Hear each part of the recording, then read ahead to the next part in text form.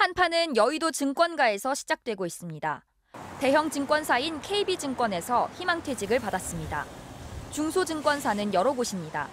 다올투자증권은 경영직무임원 전원으로부터 사직서를, 직원들에겐 희망퇴직을 받았습니다. 하이투자증권은 농성 중입니다.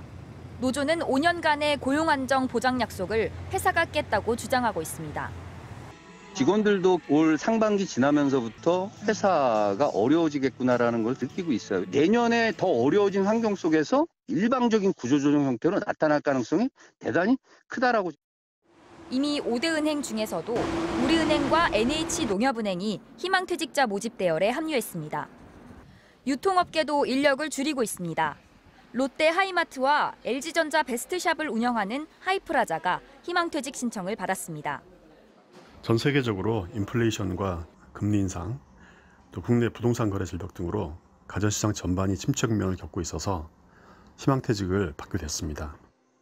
업계 전반에서 구조조정이 시작되고 어려워진 회사가 매물로 나오면 퇴직과 해고라는 단어들이 좀 더 자주 들릴 수 있습니다. 신규 고용은 더욱 위축될 전망입니다. 대기업 69곳을 포함한 390개 기업을 대상으로 한 조사에 따르면 10곳 중 4곳이 채용 규모를 올해보다 줄이거나 채용 자체를 중단하겠다고 밝혔습니다. 조금 준비해가지고는 안 되겠더라고요. 이번에도 여러 군데 넣어보긴 했는데 다 잘 안 돼가지고. 연구개발 쪽에 대한 투자가 줄어들 것 같아서 더 취업하기가 조금 더 힘들어지지 않을까. 소수 인원에 들기 위해서 노력을 하려고 합니다. 어차피 상황은 바뀌지 않으니까요. 정부는 내년도 취업자 증가폭이 10만 명에 그칠 걸로 봤습니다. 올해 8분의 1 토막입니다. 이미 소비는 악화되고 있습니다. 생명보험 해지 환급 금액이 작년 같은 기간보다 23% 늘었습니다. MBC 뉴스 남효정입니다.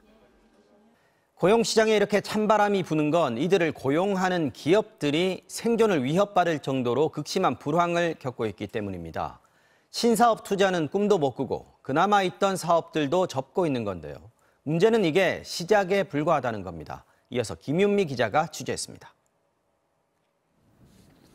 LG 디스플레이는 조만간 국내에서의 LCD TV 패널 생산을 중단하기로 했습니다.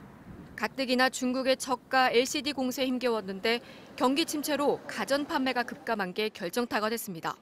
올해 2분기 5천억 원 가까운 영업 적자를 기록한 데 이어 3분기엔 적자 폭이 더 커졌습니다. 회사는 생산직 전 사원에 대해 한시적으로 자율휴직을 시행하는 방안도 검토 중입니다.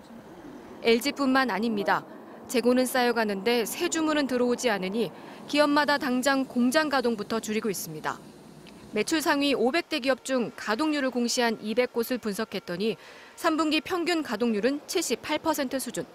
코로나19 확산 첫 해보다도 낮았습니다. 가동률은 선행지표입니다. 기업들이 내년 1분기나 2분기까지 안 좋게 보고 있다는 시그널을 주는 거고요. 이미 우리 경제 성장 엔진인 수출이 석 달 연속 내리막길을 걷는 상황. 내년 수출은 올해보다 0.5% 찔끔 늘어나는 데 그칠 거란 전망도 나왔습니다. 전기전자, 석유화학은 아예 뒷걸음질 칠 거란 암울한 전망입니다. 0.5% 증가하는 것으로 나왔습니다만 이 수출의 3분의 1을 차지하는 반도체 등 전기전자 업종이 약 마이너스 2%라는 점을 감안하면 실제 전체 수출은 마이너스를 기록할 수 있습니다. 기업들은 비주력 사업을 정리하고 자산을 팔아 현금 확보에 나서고 있습니다. 두산 에너빌리티는 영국 수처리 시장에서 입지를 키워나가던 자회사를 이달 초 독일 투자회사에 매각했고 SK 계열사인 부산 도시가스는 아예 부산에 있는 노른자 땅을 팔기로 했습니다. 어떻게든 버텨야 하기 때문입니다. 하지만 이미 한계 상황에 직면한 기업이 속출하고 있습니다.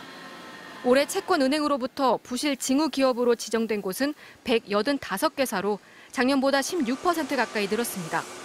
문 닫을 위험에 처한 기업이 그만큼 늘었다는 이야기입니다. MBC 뉴스 김윤미입니다.